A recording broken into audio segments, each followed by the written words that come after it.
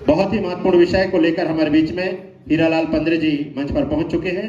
Banking एक ऐसी व्यवस्था है जो हमको हमेशा आर्थिक क्रांति परिकल्पना के लिए महत्वपूर्ण सेशन बैंकिंग को लेकर जो रुपया पैसा से संबंधित वो तमाम जानकारी हम हीरालाल पंद्रे साहब से सुनने जा रहे हैं। मंच पर पहुंच चुके हैं, आप तत्काल कार्यक्रम स्थल पर पहुंचे सभी साथी हमारे प्रतिभागी।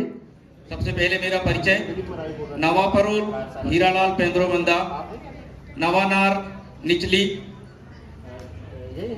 तहसील घनसोर, जिला सिवनी, मध्य प्रदेश ते मंदातोना अन्ना बैंक ऑफ बड़ौदा शाखा ते मुख्य प्रबंधक पद ते बूता किया तोना घनसोर ते चले। अच्छी बात है कि हमारे लोग गोंडी भाषा यहाँ समझते हैं जो हमारी मातृभाषा है, और कहते हैं कि जिसकी मातृभाषा जिंदा है वो समाज की अपनी पहचान जिंदा है। और अगर हमारे लोग यहाँ पर अपनी भाषा को समझते हैं तो मैं समझता हूँ कि हमारी रीति नीति और संस्कृति को बचाए रखने के लिए आप लोगों का जो योगदान है वो बहुत ही अहम है।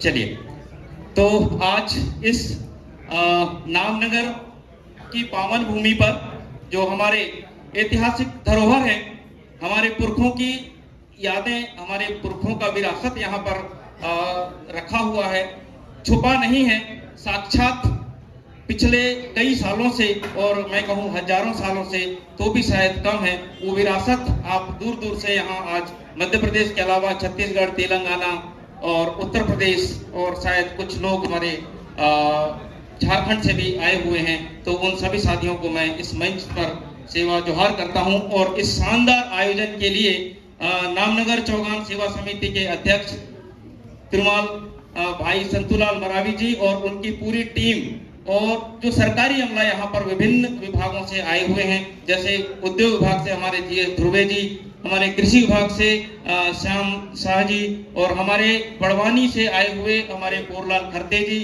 और बहुत सारे ऐसे यहाँ पर अपने योगदान देने वाले हैं जिनका मैं नाम नहीं जानता। और आप सब जो आज इस दर्शक दीर्घा में या यहाँ पर आज सुनने के लिए आए हुए हैं, ये 3 दिन का प्रोग्राम है और उस 3 दिन में आज शानदार दूसरा दिन है। और अभी भी आप लोग यहाँ पर जानने के लिए, समझने के लिए उत्सुक हैं। इस उत्सुकता को मैं प्रणाम करता हूँ, सेवा जोहार करता हूँ और आप सभी का अभिनंदन करता हूँ। मैं चूंकि बैंक से हूँ तो मैं बैंकिंग रिलेटेड बातें करूंगा। और कहते हैं कि पैसा ही सब कुछ है, जैसे हमारे इसमें लिखा हुआ है आर्थिक क्रांति की परिकल्पना, एक कदम व्यापार की ओर। तो इसका मतलब क्या है? इसका मतलब ये है कि हम आर्थिक क्रांति से अभी काफी दूर हैं, हम नहीं समझ पाए आर्थिक क्रांति कैसे होती है। हम अभी हमारे जो आर्थिक गंडवाना व्यवस्था के जो संस्थापक थे डॉक्टर नारायण कासव टेकाम जी, उन्होंने अभी बहुत ही विस्तार से बताया, लगभग 2 घंटे के स्पीच में लोगों ने उनको सुनना कंटिन्यू करने के लिए निवेदन किया। कोई चाह नहीं रहा था कि वो बंद करें अपनी बातों को, शायद उसमें कोई झलक या ऐसी कोई चीज आप लोगों को दिखी होगी जिसको आप सब लोग जानना चाह रहे थे। मैं भी कुछ इसी तरह की आप लोगों से बात करूंगा। तो साथियों, हम जब आर्थिक क्रांति की बात करते हैं तो आर्थिक क्रांति ऐसे ही नहीं आती। कहते हैं ना कि जब एक बीज को रोपा जाता है तो वहां हजारों बीज हमको प्रकृति वापस देती है, और हजारों बीज जब हमको उत्पन्न करना है तो हमको एक बीज तो लगाना पड़ेगा। कौन लगा के देगा? हम ही लगाएंगे। तो वो एक बीज तो लगाना पड़ेगा और इतनी जहमत तो उठानी पड़ेगी। जब हम इस धरती में आए हैं, हम इस समाज में पैदा हुए हैं, तो हमको अपना इस समाज का कर्ज तो चुकाना पड़ेगा ना। कौन चुका के देगा? तो इतनी तो बनती है।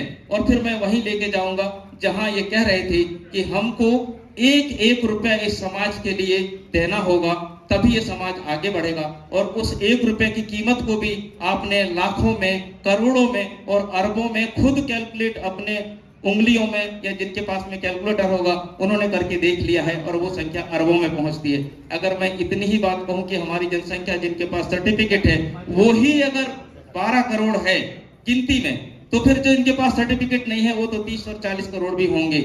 लेकिन इतनी बड़ी जनसंख्या और इतना बड़ा समाज होने के बाद भी, इतना बड़ा विरासत होने के बावजूद भी, जब यहाँ सरकारें नहीं थी, जब यहाँ कोई भगवान की उत्पत्ति नहीं हुई थी, तब से हम लोग और हमारे पुरखे यहाँ हैं।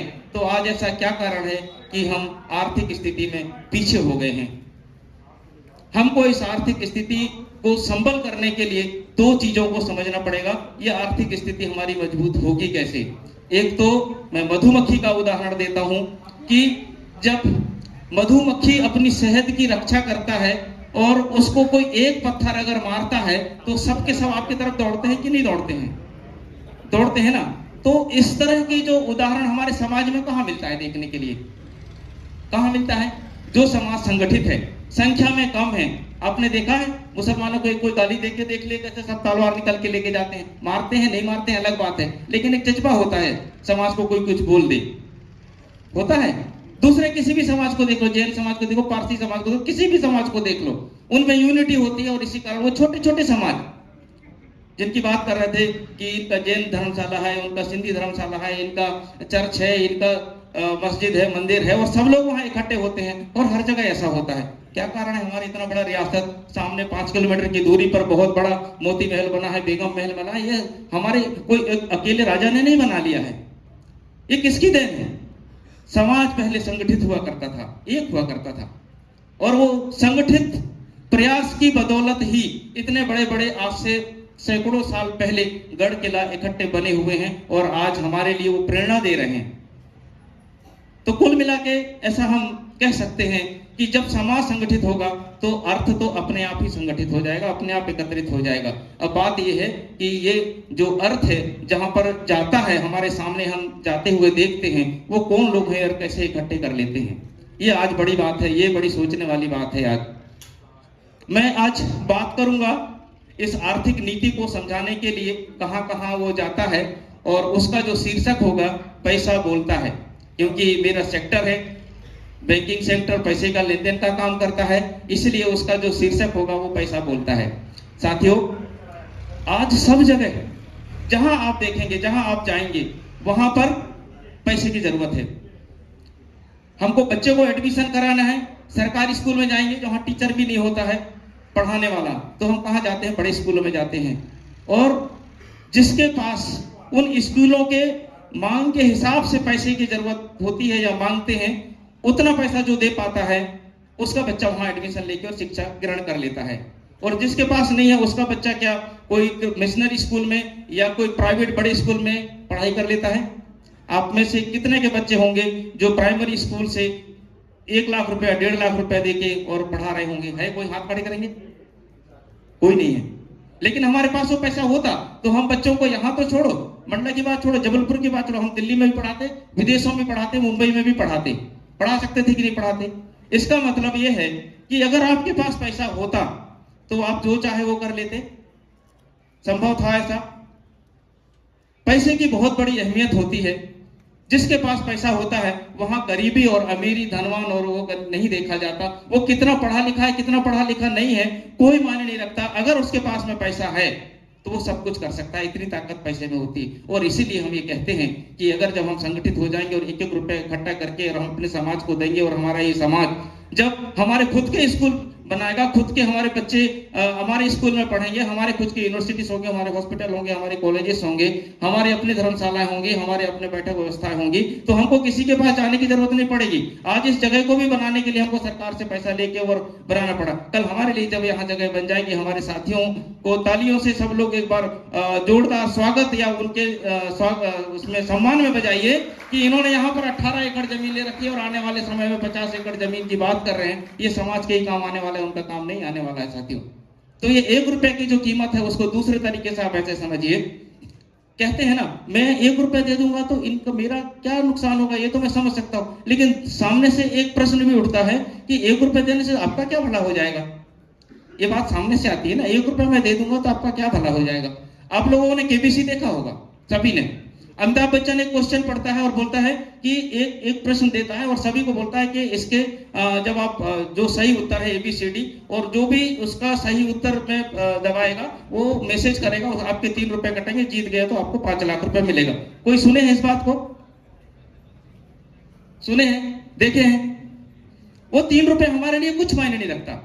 लेकिन आपको मालूम है इस देश में हजारों लोग, लाखों, करोड़ों लोग उस शो को देखते हैं और हर किसी का 3-3 रुपए जाता है। सपोज मान लीजिए 1 करोड़ लोगों ने अगर उस क्वेश्चन आंसर में अपना उत्तर दबाया हो और 3 रुपए मैसेज के लिए कटाया हो, 1 करोड़ लोगों का कितना होता है? 3 करोड़। और देना कितना है? सिर्फ 5 लाख। क्या बुरा है इस धंधे में? हम 3 रुपए इसलिए दे देते हैं कि शायद मैं बन जाऊं, शायद मुझे 1 लाख रुपए मिल जाए, 5 लाख मिल जाए। तो हम ये जो पैसे की कीमत है, बूंद बूंद से सागर भरने की जो कीमत है, उसको हमको समझना पड़ेगा। हमारे 1 रुपए में बहुत ताकत होता है। जैसे वो 1 रुपए 1 क्लिक सिर्फ 1 सेकंड के लिए हम दबाते हैं और देखते देखते 3 करोड़ हो जाता है। इसी तरह हमारा जो गोंडवाना की गंड व्यवस्था है वो आपके 1 रुपए से अरबपति और खरबपति भी बन सकते हैं। और हमारे देखते ही देखते सारे संस्थान हमारे कब्जे में होंगे। हमको कहीं किसी के पास में भीख मांगने की जरूरत नहीं पड़ेगी, ना राजनेताओं के पास जाने की पड़ेगी, ना सरकार के पास जाने की पड़ेगी। इस बात को आप लोगों को सोचने की जरूरत है, इसको मनन करने की जरूरत है। दूसरी बात बताता हूँ, नौकरी की जब बात होती है, नौकरी ऑलमोस्ट खत्म हो गए हैं सभी जगह सरकारी। पूरे हमारे जो सरकार की संस्था है, कंपनियां हैं, वो सारे निजीकरण की तरफ चले गए हैं। कोई भी ऐसी कंपनी नहीं है जिसको सरकार ने प्लान करके नहीं रखा है। हमारे बैंकिंग इंडस्ट्री भी बहुत जल्दी इसका प्राइवेटाइजेशन होने वाला है, निजीकरण होने वाला है। और जब ये निजीकरण हो जाएगा तब कहते हैं ना कि हम लोग बैंक में जाते हैं तो हमको कोई बैंक में लोन नहीं देता है। क्यों नहीं देते हैं? अभी जितने सारे सर ने बहुत सारी स्कीमें बताई, इसमें आपको 25 लाख रुपए का लोन मिल जाएगा, 2.5 लाख रुपया उसमें से आपको अनुदान मिलेगा। अगर आप 1 करोड़ लेते हैं आपको 25 लाख रुपए अनुदान मिले। कितनी सारी स्कीम है। मैं being a bank manager, chief manager के पोस्ट अगर आप कोई जानते होंगे तो आप लोग समझ सकते हैं कि मेरे पास में एक बार में किसी एक किसान को 1 करोड़ से 3 करोड़ तक फाइनेंस करने के पावर मेरे पास में है। लेकिन जब मेरे भाई लोग जब मेरे पास में एप्लीकेशन लेके जब आते हैं कि सर हमको इतना चाहिए, तो उनको बेसिक नॉलेज भी नहीं होता कि वो 1 करोड़ का करेंगे क्या। मैं उनको 10 लाख के भी सैंक्शन कर देता हूं तो उनको ये नहीं पता रहता कि 10 लाख को हम इसको कार्य रूप में कैसे लेंगे, इसको कैसे बनाएंगे, कैसे वापस करेंगे, ये भी नहीं पता रहता है। और जब हमारे जो विभागीय अधिकारी हैं, जैसे इंडस्ट्रियल वाले हैं, हमारे पास शिक्षा वाले अधिकारी बैठे हैं, वो बोलते हैं कि हम आपको 2 महीने का ट्रेनिंग देंगे, तो वो ट्रेनिंग में भी हमारे लोग जाने के लिए तैयार नहीं होते। तो फिर हम कैसे आर्थिक रूप से मजबूत होंगे? दूसरे बच्चे, दूसरे समाज, बराबर बच्चा जब छोटा रहता है तब से वो लोग शुरू कर देते हैं कि हमारा बच्चा जब पहली क्लास में जाएगा तो क्या पढ़ेगा, कैसे पढ़ेगा, क्या बनाना है, पूरा प्लान। और उसके पूरे माँ बाप, पूरा टीचर ग्रुप पूरा लग जाता है उसमें कि इस बच्चे को वकील बनाना है। और उस अंजाम पर पहुंचाने के बाद ही उसको छोड़ते हैं ताकि वो बच्चा आने वाले समय पर खुद तो अपने पैरों पर खड़े हो जाए, समाज के लिए भी वो एक आधार स्तंभ की तरह तैयार हो जाता है। किसी भी समाज को आगे बढ़ने के लिए आज के समय में सिर्फ एक ही चीज पर टिकाऊ नहीं रहना है, उस पर बने नहीं रहना है। अगर हमको चहुओर विकास चाहिए तो हमको व्यापार भी करना पड़ेगा, खेती भी करनी पड़ेगी, नौकरी भी करना पड़ेगा, और हमारे बच्चों को यहाँ देश में पढ़ाने के बजाय बाहर विदेशों में पढ़ाना होगा। तब जाके जो जरूरी चीजें हैं वो हमारे तैयार होंगे। हम आज पढ़ते हैं और ज्यादा से ज्यादा ये सोच लेते हैं कि हमारे बच्चे या तो टीचर बन जाएंगे, पटवारी बन जाएंगे, पुलिस में चले जाएंगे।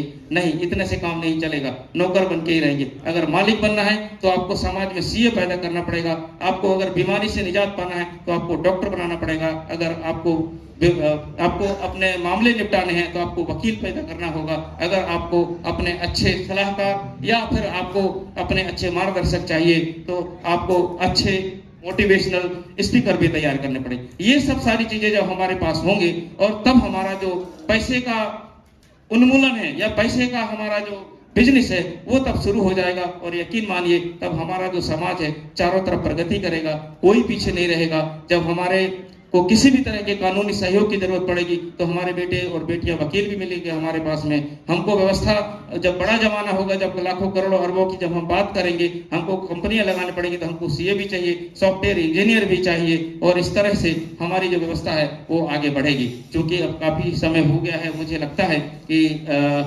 मुझे अपनी बात को यहाँ पर विराम देना चाहिए। आप सभी लोगों ने मेरी बात को सुना, इसके लिए सभी को बहुत बहुत धन्यवाद। सेवा सेवा सेवा जवाहर।